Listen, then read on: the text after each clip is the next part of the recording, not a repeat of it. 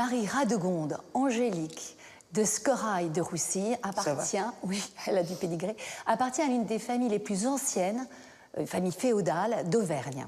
Oui. Donc la maison de Scorail est alliée à toutes les grandes familles du Limousin, du Périgord, de la Marche. Alors j'ai lu tout ce qui pouvait exister sur Angélique de Fontanges. Il n'y a pas grand-chose sur son enfance. Et sur son adolescence. En fait, oui, parce que c'est pas une famille prestigieuse, c'est pas une famille fortunée. Des familles comme elle, il y en avait beaucoup en France. Donc on n'écrit pas sur tous ces illustres inconnus. Au moment de la naissance du dauphin, le 1er novembre 1661, Angélique est âgée de 3 mois et 4 jours, ce qui ferait remonter en fait la naissance au 27 juillet 1661. Voilà. Et certainement, elle a été baptisée le même jour à la paroisse de Royac. Alors elle passe son enfance au château de Roussy, qui est propriété du père, au sein d'une famille nombreuse, parce qu'il y a les enfants, mais il y a aussi les cousins, les oncles, les tantes. C'est plutôt sympa en Auvergne. Oui, oui, c'est une vie très simple en fait, assez humble même, on peut le dire. Ils sont 7 enfants, 4 filles et 3 garçons. Donc elle est la 3e fille du couple et elle a une vie modeste, elle va à la ferme qui est adjacente. C'est là d'ailleurs qu'elle va acquérir un solide bon sens, si vous voulez, et un vrai amour du cheval. Et au fond, c'est sympa parce que on fait les lessives avec les valets. Oui, elle participe aux tâches familiales. Et oui. Elle a vraiment ce qu'on appelle l'éducation d'une jeune fille de la noblesse provinciale. Et on remarque déjà qu'elle est espiègle, qu'elle est douce, elle est très câline, elle a un très joli visage déjà d'enfant. Et on remarque aussi son opiniâtreté, elle est assez décidée. On dit qu'elle tient de sa mère, qui était une très belle femme. Et elle va beaucoup s'attacher justement à cette petite fille, sa dernière fille, qui lui ressemble autant. Oui. Et alors on dit qu'elle a de l'esprit. Elle a un côté ingénu, elle est gentille, elle est bonne. Et en plus, comme elle appartient à une famille pauvre, de noblesse pauvre, la seule destinée pour une jeune fille pauvre, aristocrate, c'est d'être religieuse quand on n'a pas d'argent, quand on n'a pas de dot. Donc elle y est allée au couvent, mais elle en est ressortie à l'âge de 15 ans. Et là, quand elle revient au château, on s'aperçoit qu'elle est rudement belle. Et ça peut devenir l'atout. Oui, alors les Scorail sont quand même pas très riches, mais en revanche, ils ont quand même la belle plante. Donc ils vont dire, on va essayer de caser cette Angélique. On lui répète que c'est un morceau de roi. Donc elle finit par le croire, et puis toute la famille le croit. On va bien la présenter, et puis il faut absolument jouer sur elle comme un cheval de course. Elle est tellement belle. C'est très rare, les filles de l'Ancien Régime, qui sont magnifiques. Et elle est parfaite. Et alors, c'est César de Groslay qui va jouer un rôle clé. Alors d'abord, situez-nous un peu le personnage. Alors César Groslay, c'est le cousin de la famille et il est le lieutenant général du Languedoc pour le roi. Donc c'est une sorte de gouverneur bis. Et donc on va se servir du lien de César de Groslay pour faire rentrer Angélique à la cour. Oui, mais c'est un proxénète. Ah bah c'est pas Dodo la Saumure non plus. Il va pas la mettre sur le trottoir à Versailles. Mais c'est vrai, c'est surtout Piston et compagnie. C'est-à-dire que toute la haute aristocratie se connaît et on va essayer de la placer comme suivante d'une grande dame de la cour. C'est comme ça que ça se passe. Elle va donc être la suivante de la princesse Palatine, qui est la femme de Monsieur, le frère du roi. Monsieur est décisionnaire, mais c'est le chevalier de Lorraine, son amant, qui traite les affaires contre de l'argent. C'est-à-dire que le gars, il y a une liste. Il y a des CV, on va dire. Il y a des CV, voilà. Et puis si on paye, le CV va un peu plus devant. Voilà, c'est inouï ce système. Ah de toute façon, la cour est corrompue. Tout le monde, et surtout chez monsieur, où tout le monde se sert au passage. Et donc elle va arriver, alors les demoiselles d'honneur, ça sert à quoi? Ça tient une ombrelle, ça fait la conversation. Ça sert à rien. Ça entoure. Ah si, parce que ces grandes dames, ces grandes princesses du sang ne peuvent jamais être seules. Donc il leur faut un entourage. Et elle aime s'entourer en plus des jeunes filles. Est-ce qu'elle est bluffée par la cour? C'est la petite starlette qui débarque au Festival de Cannes. Elle est très impressionnée, mais d'un autre côté, elle est aussi très stressée. Évidemment, elle sait qu'elle arrive dans un marigot, quand même, elle n'est pas trop naïve. En plus, elle a ses manières encore du Limousin, elle a l'accent du sud du Massif central. On lui apprend quand même à faire la conversation. Et puis surtout, elle a le stress familial. C'est-à-dire qu'elle sait très bien qu'on a investi sur elle et qu'il faut que ça rapporte. Donc il faut absolument qu'elle se rapproche du roi, quand même. Louis XIV a 3 femmes dans sa vie. C'est incroyable. incroyable. Il a la Montespan, La Montespan. la reine Oui, et la Marie-Thérèse. Maintenon. Et là maintenant, la plus sage et la plus discrète. Et bien il va y en avoir une quatrième. Alors il faut savoir que Louis XIV, il a la quarantaine et surtout il est au sommet de sa gloire. Oui. Il a fait la paix avec l'Espagne, il a fait la paix avec la Hollande, donc il a récupéré des territoires, notamment toute la Franche-Comté sur l'est de la France, le Jura, hein, qui devient français à ce moment-là. Et donc, Il est c'est un le peu maître peinard. du monde, hein, c'est le maître du monde. Et un peu peinard. Bah oui, peut-être qu'il y a la routine qui s'installe et qu'il a envie aussi d'aller voir un petit peu ailleurs. Hein. Comment il la repère? Elle est repérable à ce point. Oh bah, quand elle arrive, elle est tellement mignonne qu'on la repère, surtout qu'elle fait partie de la suite très proche du roi. Oui. C'est surtout la Montespan qui va essayer, dans son esprit tortueux, de la faire devenir maîtresse royale, enfin en tout cas hors d'œuvre royale, pour embêter la Maintenon. Parce que la Maintenon, c'est vraiment hein, la garde-ce-doigt, comme la Montespan l'appelle, c'est vraiment l'ennemi numéro 1 de la Montespan. Donc il faut à tout prix occuper le roi pour qu'il aille moins voir Madame de Maintenon. Donc autant lui fournir des petites demoiselles, des petites biches. Hein. Alors un jour, Complètement idiot. bah c'est complètement idiot, non, parce que elle passe son temps à ça. Il faut absolument qu'elle reste la première. Donc pour rester la première, bah, il faut occuper un peu le roi avec des entremets qui sont pas trop dangereux. Et donc elle va se promener un jour dans Versailles. Et elle va montrer Angélique dans les jardins. Elle va dire « Oh, regardez cette belle statue. » Alors Genre... Oui, genre le truc très bien organisé. C'est incroyable. Paf! Et alors le roi dit oui, enfin c'est une belle statue, mais c'est surtout une belle créature. Donc le roi comprend que finalement Madame de Montespan l'adoube et peut aller un peu draguer. Quoi. Et c'est ce qui va se passer, il mord à l'hameçon tout de suite. Il va tomber red dingue de cette petite. Alors, ça va aller très vite, c'est la fin 1678, elle vient d'arriver. Et là, pendant que la Montespan joue aux cartes, où elle perd des fortunes comme d'habitude, lui, il s'éclipse.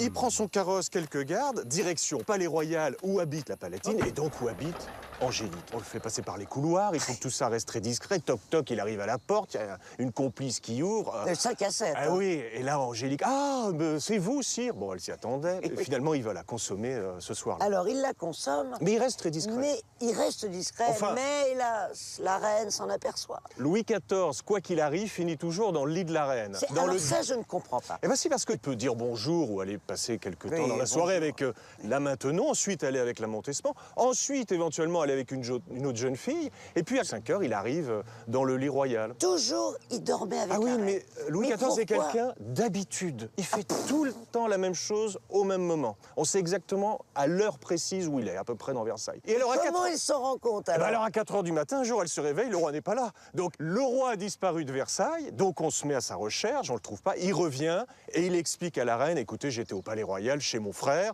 Donc évidemment, tout le monde comprend que si c'était chez le frère, c'est parce qu'il y avait Angélique, et donc on comprend que l'histoire devient sérieuse. Marie-Thérèse, elle pleure et elle bouffe du chocolat. Oh ben Marie-Thérèse, comme d'habitude, elle s'enferme avec les nains, avec ses animaux, avec ses suivantes, et puis elle fait contre mauvaise fortune bon cœur. La Montespan, mais elle a quand même la quarantaine, elle est un peu fanée, elle a eu cette grossesse, elle a grossi, Oui. et puis elle est toujours capricieuse, elle se parfume beaucoup, elle fait des scènes au roi de plus en plus, parce que le roi a de plus en plus de maîtresses. Hein. Ouais. Et donc, plus elle se plaint, plus le roi est colérique, et plus ça tourne en rond, et ça fait des scènes de ménage au palais. En quelque Mais alors, elle est très jalouse. oui, bah oui, elle est très jalouse. Alors, elle ne va pas s'en apercevoir tout de suite. Et puis surtout, elle pensait que c'était un amuse-gueule royal. Mais ça devient le C'est plat... elle qui la met là. Oui, mais ça devient le plat principal. Ça devient la favorite. Donc ça va plus du tout. Son système part en vrille. Ah Alors bon l'autre, c'est une petite de 18 ans, donc elle va Oui. pas s'abaisser. C'est un monde complètement hypocrite. Par exemple, à Versailles, quand le roi va suivre la messe, assister à la messe avec la reine, vous avez à droite la Montespan avec les bâtards du roi, et vous avez à gauche Angélique, et toutes les deux sont en pamoison, elles se font des prières, elles ont leur chapelet devant la cour qui compte les coups entre les deux favorites. À ce moment-là, Athénaïs, elle croit qu'elle peut encore récupérer le roi. Oui, elle pense que c'est encore possible. Mais Et là, à un moment, elle déclare la guerre. bah, c'est-à-dire qu'elle va craquer. Elle n'en peut plus au bout d'un moment. L'autre est toujours au premier rang, elle est dans les bals, elle est dans toutes les cérémonies. Et là, il va y avoir des scènes de ménage. Hein. Il va la nommer duchesse, elle va avoir rang de duchesse, donc elle peut approcher le roi plus facilement. Elle peut surtout dîner à sa table avec un tabouret assis.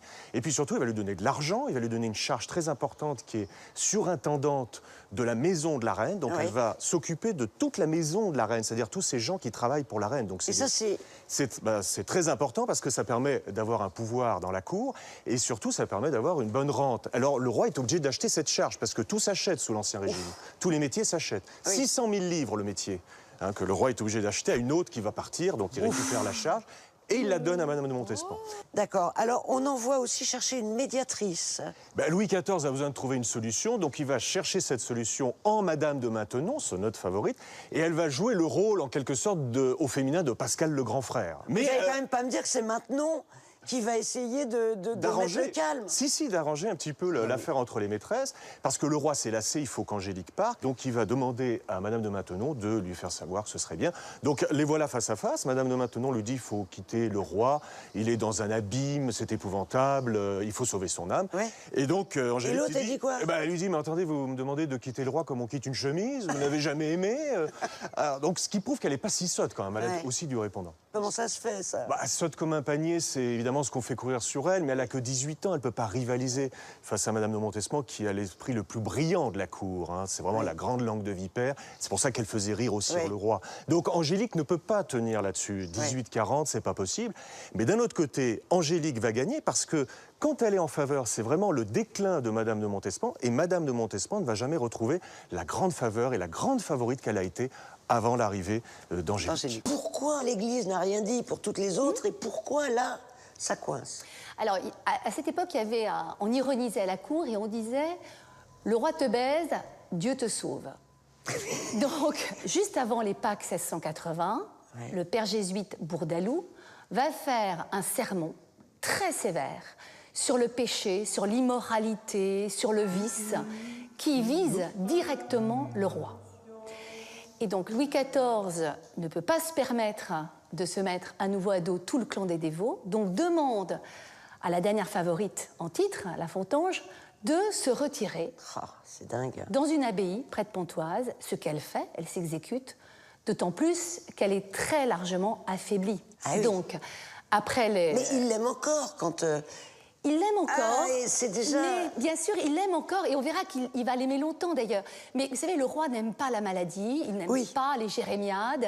Et donc, après son accouchement qui se passe mal, elle perd énormément de sang. Donc, elle va se guérir finalement. Elle s'éloigne et en même temps, elle essaye de retrouver une santé. Mais elle va quand même revenir à la cour. Oui, elle revient à la cour en août 1780. Donc, elle est un petit peu remise, elle est à nouveau belle, on remarque à nouveau son éclat, sa beauté, mais le roi va lui faire un cadeau d'adieu. Il va la titrer duchesse de Fontanges et il lui verse une pension. Mais elle doit se retirer, donc ce Mais ça veut dire, le cadeau, ça veut dire va-t'en, quoi. Ah oui, c'est le cadeau d'adieu. Pendant ce court exil d'Angélique, là maintenant, a pris possession du roi. Ah, complètement. Et tout, finalement, le parti des dévots aussi a repris possession sur le roi.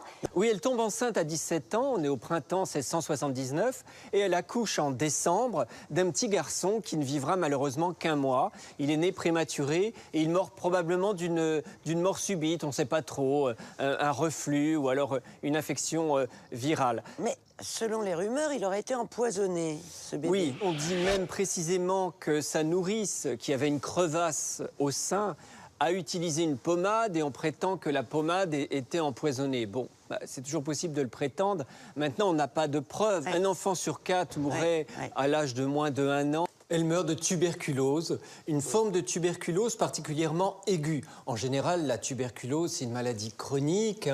Ça peut s'étaler sur plusieurs années. Mais là, c'est une forme assez fulgurante qui, normalement, tue en 3 à 6 mois. Elle va souffrir pendant un peu plus d'1 année. Et lui, il va payer les religieuses de l'abbaye du Port-Royal pour que tous les ans, elles organisent une messe en sa mémoire pour sa bien-aimée cousine. C'est bien, pour l'époque. Pendant 1 siècle, jusqu'à la Révolution, il va y avoir comme ça une messe en l'honneur de la Fontange. C'est intéressant parce qu'il n'en fera pas autant ni pour la Vallière, ni pour la Montespan. C'est la seule pour laquelle il le fera. Donc on sent qu'il avait quand même des sentiments particuliers pour elle. Et surtout, elle est morte alors qu'il l'aimait encore. Elle était enterrée à l'abbaye du Port-Royal, mais à la Révolution, on a tout jeté à la fosse commune. Mais il y avait son cœur qui a été préservé à l'abbaye de Chelles. Merci Stéphane.